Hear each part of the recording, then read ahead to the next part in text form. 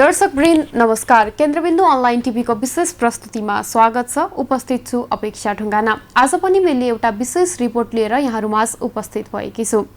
नेपालमा कोरोना भाइरसको संक्रमण सुरु भएपछि बीमा समितिले लघु बीमा अन्तर्गत कोरोना बीमा योजना सुरु गरेको छ। समितिले नेपाली जनतालाई समाज सेवाको भावले राहत प्रदान गर्ने उद्देश्यले कोरोना बीमा सुरु गरेको हो। विश्वव्यापी रूपमा फैलिएको कोरोना भाइरसको संक्रमण फैलिन थालेपछि बीमा समितिले औपचारिक रूपमा कोरोना बीमाको सुरुवात गरेको थियो। समितिले निर्जीवन बीमा कम्पनीहरूलाई सूचना प्रकाशन गरेरै कोरोना बीमा पोलिसी जारी गर्न निर्देशन दिएको थियो।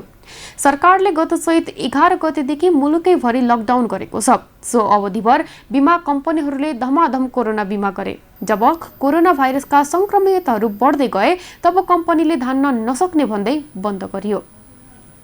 समितिले पनि बन्द गर्न अनुमति दिएको थियो, तर पछि सरकारले जिम्मा लिने भएपछि कोरोना बीमा पुनः सुरु भयो।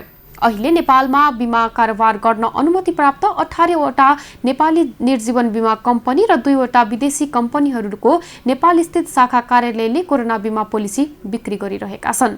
कोरोना बीमा पुल मार्फत जीवन बीमक संघले व्यवस्थापन गर्दै आएको छ।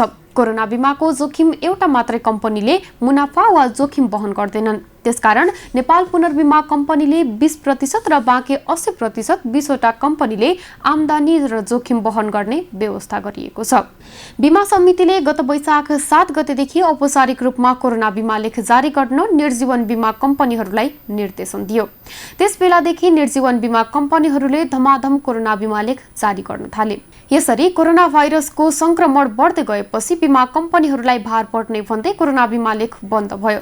बन्द भएसँगै सरकार पुनर्बीमा कम्पनी र बीमा समितिको सहमतिमा सर्वसाधारणको बीमा शुल्कमा अनुदान दिने भन्ने सहमति भयो। अहिलेको व्यवस्था अनुसार 1 लाख र 50,000 को बीमा लेखहरू रहेका छन्। 1 लाख को बीमा गर्दा व्यक्तिगत 1,000 र पारिवारिक तथा संस्थागत गर्दा 600 रुपैयाँ लाग्नेछ।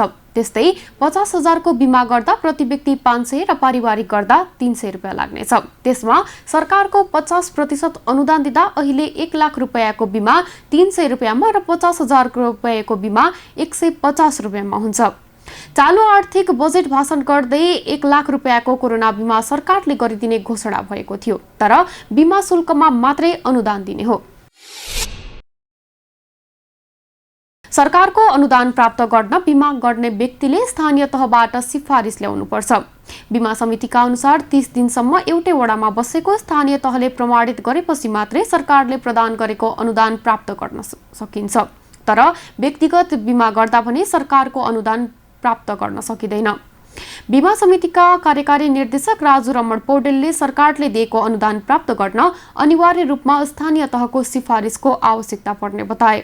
सरकारको अनुदानका कारण पनि सर्वसाधारण कोरोना बीमातर्फ आकर्षित भएको कार्यकारी निर्देशक पौडेलको भनाइरहेको छ।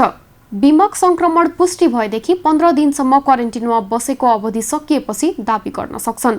दाबी भुक्तानीका लागि बीमकले 7 दिनभित्र उपचार खर्च सम्पूर्ण विवरण बीमा कम्पनीलाई बुझाउनु पर्ने व्यवस्था छ, जसमा बीमितको नाम, कोरोना भाइरस संक्रमण पुष्टि भएको मिति र विवरण, पूर्ण रूपमा भरिएको दाबी फारम तथा भाइरसको पुष्टि भएको परीक्षणको सम्पूर्ण कागजातहरूका सरकारबाट मान्यता प्राप्त अस्पतालमा भर्ना भएको अवस्थादेखि डिस्चार्जसम्मका अस्पतालले दिने कागजपत्र समावेश हुनुपर्छ। त्यस्तै स्थानीय निकायले 15 दिन क्वारेन्टिनमा बसेको तथा कोरोना पुष्टि भएको सिफारिस गर्नुपर्ने व्यवस्था रहेको छ। सामान्यतया कोरोना बीमाको अवधि 1 वर्षसम्मको हुने गर्छ। पोलिसी खरिद गर्न मेडिकल र वित्तीय अन्डरराइटिङको आवश्यकता नपर्ने भएकाले अनलाइन मार्फत खरिद गर्न सकिने समितिले जनाएको छ। बीमा लेख सबै निर्जीवन बीमा कम्पनीहरूको वेबसाइट मार्फत तथा IMEPL मार्फत सिधै खरिद गर्न सकिन्छ। हाल सञ्चालनमा रहेका 20 वटा निर्जीवन बीमा कम्पनीको 80% र नेपाल पुनर्बीमा कम्पनीको 20% दायित्व वहन हुने गरी बीमा पुल मार्फत पोलिसी सञ्चालन गरिएको समितिले जनाएको छ। कोरोना भाइरसको जोखिम बढेपछि सबै बीमा कम्पनीहरू मिलेर सामूहिक रूपमा जोखिम वहन गर्ने गरी सामाजिक सेवाको उद्देश्यका साथ बीमा समितिले सुरु गरेको एक प्रकारको लघु बीमा योजना हो। यो बीमा योजना स्वास्थ्य उपचार बीमा होइन, यो महामारीमा न्यूनतम शुल्कमा जनतालाई राहत दिन ल्याइएको बीमा योजना हो। जन्मेको 3 महिनादेखि 99 वर्षसम्मका मानिसको कोरोना बीमा गर्न सकिन्छ। कोरोना बिमाको अन्डरराइटिङ हुँदैन। अन्डरराइटिङ आवश्यक नपर्ने भएकाले यस्तो बिमा पोलिसी अनलाइनबाट सिधै भुक्तानी गरी खरिद गर्न मिल्छ। कोरोना बिमाको भुक्तानी प्राप्त गर्न नेपाल सरकारको मान्यता प्राप्त कुनै पनि जनस्वास्थ्य ल्याबमा कोरोना भाइरसको वैज्ञानिक परीक्षण पीसीआर पोलिमर चेन रियाक्सन विधिबाट कोरोना परीक्षण गर्दा पोजिटिभ देखियो भने त्यो व्यक्ति कोरोना बिमाको भुक्तानीका लागि योग्य हुन्छ। कोरोना पोजिटिभ भएको मितिले 15 दिनभित्र यस्तो भुक्तानी प्राप्त गर्न सकिन्छ। सिधै कम्पनीमा सम्पर्क गरेर दाबी भुक्तानी लिन सकिन्छ भने बिमा गरिएको व्यक्तिको पीसीआर रिपोर्ट इमेल मार्फत पठाए पनि बिमा कम्पनीले निजको बैंक खातामा सिधै रकम पठाउने व्यवस्था गरिएको हुन्छ। हालसम्म 8,47,000 नेपालीको कोरोना बिमा भएको छ। बिमा समितिका अध्यक्ष चिरञ्जीवी चापागाईले बिमा लेख जारी भएको 4 महिनामा 8,47,000 नेपाली नागरिकको कोरोना बिमा भएको बताएका छन्। त्यसबापत अहिलेसम्म 47 करोड रुपियाँ बिमा प्रिमियर सङ्कलन भएको छ। समितिले वैशाख 4 गतेदेखि कोरोना भाइरस कोभिड-19 बिमा लेख जारी गरेको थियो, जसमा सबै निर्जीवन बिमा कम्पनीहरूको बिमा पुल मार्फत बिमा लेख जारी गर्ने व्यवस्था भएको थियो। समितिले 2 श्रेणीको बिमाङ्क रकम कायम गरी बिमा लेख जारी गरेको थियो। सरकारले अनुदान दिन थालेसँगै 50,000 रुपियाँ बिमाङ्क रहेको बिमा लेख बिक्री नभई 1 लाख रुपियाँ बिमाङ्क भएको बिमा लेख मात्रै बिक्री भएको समितिका अध्यक्ष चापागाईले बताए। त्यस्तै अहिलेसम्म 95 जना कोभिड-19 संक्रमित व्यक्तिले दाबी भुक्तानी पाइसकेको पनि उनले बताए। त्यसबाहेक अहिले करिब 250 जनाको दाबी परेको र त्यसको फरफारक हुन बाँकी रहेको अध्यक्ष चापागाईले बताए।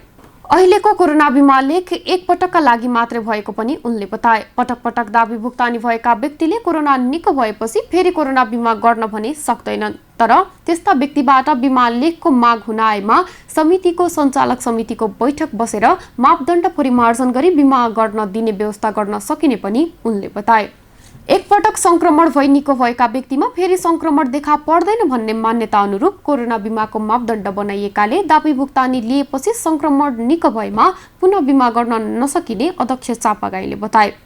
अहिलेको व्यवस्था अनुसार बिमा कम्पनीलाई कोरोना बिमाको कुनै पनि दायित्व पर्दैन। बिमा कम्पनीहरूले 1 अर्ब रुपियाँसम्म दायित्व लिनुपर्नेमा अहिले नेपाल सरकारले सबै कर्मचारीको बिमा गर्दा 1 अर्ब प्रिमियम पुग्ने भएकाले बिमा कम्पनीहरूमाथि कुनै दायित्व नपर्ने अध्यक्ष चापागाईले बताए। 1 अर्ब भन्दा माथि 3.5 अर्बसम्म पुनर्बिमा कम्पनी र बिमा समितिले बेहोर्ने व्यवस्था छ। 3.5 अर्ब भन्दा माथिको बिमा दाबी भुक्तानी भने नेपाल सरकारले गर्नेछ। एकपटक कोरोना बिमा गरेपछि 2078 असार मसान्तसम्म कोरोना संक्रमण पुष्टि भएमा बिमाङ्क रकम दाबी गर्न पाइनेछ। हवस् त आजका लागि केन्द्रबिन्दु अनलाइन टिभीको विशेष प्रस्तुति यति नै। अर्को कार्यक्रममा हाम्रो भेट हुने नै छ। तबसम्मको लागि बिदा दिनुहोस्। नमस्कार।